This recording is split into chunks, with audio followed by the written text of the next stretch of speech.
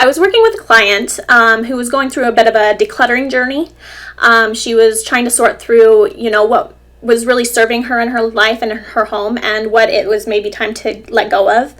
And she was really struggling with boundaries with family members around gifts, and she requested that I put together a post, so let's get started. In case you're new here, I'm Shelly from Personal Improvement Academy, and I create tools and resources for multi-passionate moms so you can focus on your dream life and the family you want to share it with. I want to start by defining the word boundary, because everyone kind of has a different idea of what they think a boundary is, and so I just want us to all be starting from the same definition. I want you to think about back when you were in geometry or geography back in your old school days, and when you're talking about a boundary, you're talking about a physical line that separates one thing from another, right? It defines the outer limits of either a shape or a region, like a state, a city, a country. It's dividing and separating two different things, okay? Likewise, when we talk about personal boundaries, a personal boundary is you indicating your own limits, okay? It can divide responsibilities, schedules, needs, physical spaces, all the things, okay? But it's you saying where your limitations are, okay? It is not used for you to impose limitations on other people. It is used as you protecting your own space. Think of a country protecting its territory. That line defines where you stop and where something else begins. So when we go to set a boundary, we are actually not going to start by talking to the other person. That doesn't come until step number 4, okay?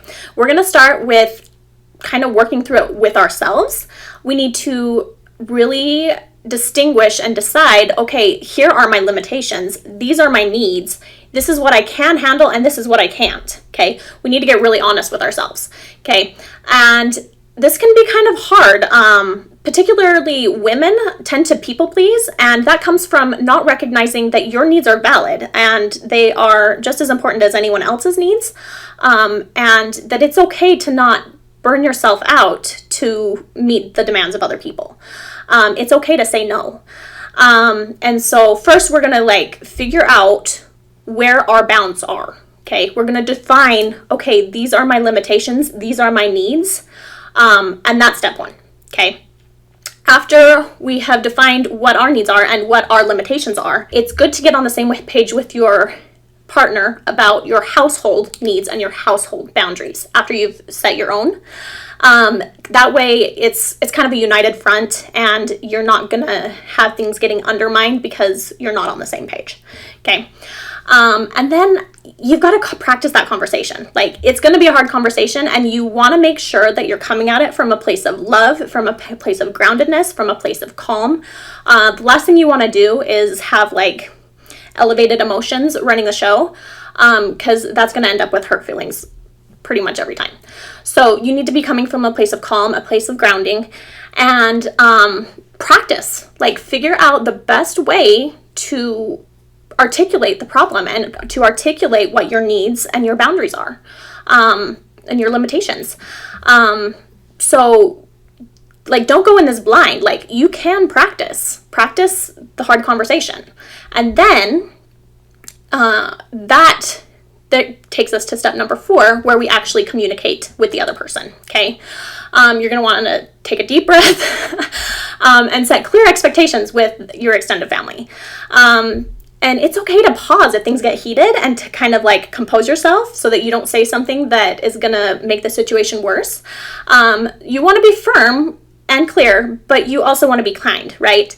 Brene Brown says that clear is kind, unclear is unkind. So we want to come from a place of groundedness and a place of calm and a place of kindness and understanding, okay? And then after that initial conversation is when it kind of really gets... things get tried, right? Because you need to be consistent. Because it's easy to fall into old habits, right? If you have old patterns that you've been repeating over and over and over again, it's really easy to fall back into those.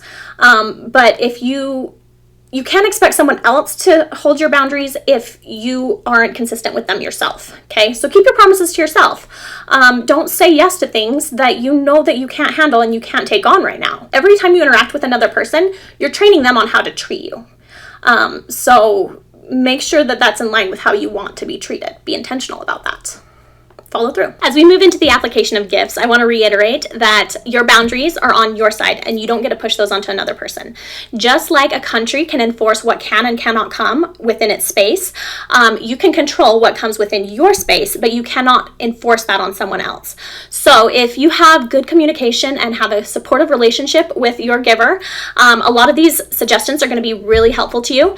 If not, you may need to use the last tip to be able to just take care of it on your side, and that's okay too. The first thing I want you to do is step back and kind of take perspective. Okay, if someone is giving you or your child a gift, there's no malicious intent there, right? People don't give gifts to people that they dislike. Okay, see it for what it is. It is that person's expression of love towards you or your child. Okay, I know it can be frustrating, like if you have had a lifestyle change, to be more intentional about what you bring into your home. But recognize what it is. It's an expression of love. And that will allow you to approach the situation and problem from a place of love as well. Okay. Taking perspective also has a second benefit in that it allows us to see the roles and controls in the interaction, right? So the giver controls what is given, and the receiver controls what happens after he or she takes possession of the gift. Okay, gifts don't come with contracts stating that you must keep them forever and all eternity. You can graciously and wholeheartedly accept a gift, knowing that once you have taken possession of it, the gesture of love is complete.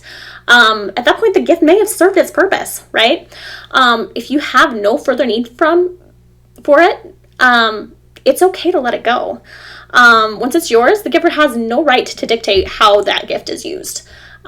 Because they've crossed the boundary there, right? When it comes down to it, most givers really just want to express love. So we can create a win-win situation here by channeling the giving into something that's more useful or more helpful. Okay, maybe your daughter doesn't have room for 1 million more stuffed animals in her room, but you wouldn't mind her having more books to read. Or maybe your son is full of all the toys that he could ever play with, but you would love to get him outside more, and so like a scooter would be a great gift. Communicate those things to your giver. Like, they want to express their love through gifts. So like having some guidance and direction can be very, very helpful and useful and make it a mutually beneficial interaction. Emphasize quality over quantity. Okay, so you can express to your family members that you would prefer that they spend their money on one thoughtful, high quality gift compared to many small things that are likely to get lost or broken. Experience gifts are my favorite. Okay, you can express to your family members that you're focusing more on experiences and memories compared to materialism. Okay, suggest that your family member could get your children passes to the zoo, a children's museum, an amusement park, whatever is local to you as a gift. Okay, bonus points if your kids get to experience that trip with the giver. Okay, you're making memories that involve that person. Okay, that's going to last a lot longer than some trinket that came from the dollar store, right? Some people have mentioned to me in the past that with experience gifts, there's nothing for the child to like unwrap for Christmas or whatever, or their birthday. And there are ways to get around that too. You can still wrap experience gifts, right? So you find a small useful item related to the experience and wrap it with a certificate or card telling the child about the activity, right? So a few years ago, we did passes to an activity pass that the kids could go bowling for a whole year, okay?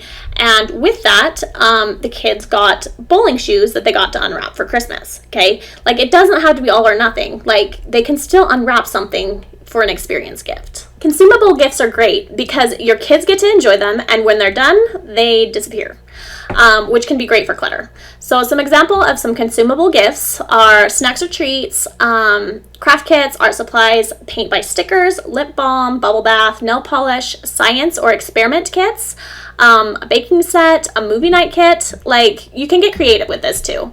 So it's great to have things that the kids can enjoy, but doesn't leave long-term clutter. It can be a great compromise to have the gift stored at the giver's house. Okay, that way the giver gets to see the kids interacting with the toy and gets to see that enjoyment, but it also doesn't leave clutter at your house. Bonus tip, your kids get novel toys that they don't normally get to play with when they visit that person. So it's like a win-win-win. Awesome. As one final failsafe, I recommend implementing the one in, one out rule at your home. And this doesn't just apply to toys, it applies to anything coming into your home. Anytime something comes in, something else has to go to the donation center. This helps you to maintain the current level of stuff or clutter in your home and keeps it from rising and rising and rising until it becomes unmanageable. I hope this has been helpful for you. If you'd like more help with setting boundaries, I have a free resource to help you walk through the inner work to identify, communicate, and follow through with healthy boundaries. The link is down in the description box below. Thank you for watching, and I'll see you in the next video. Bye.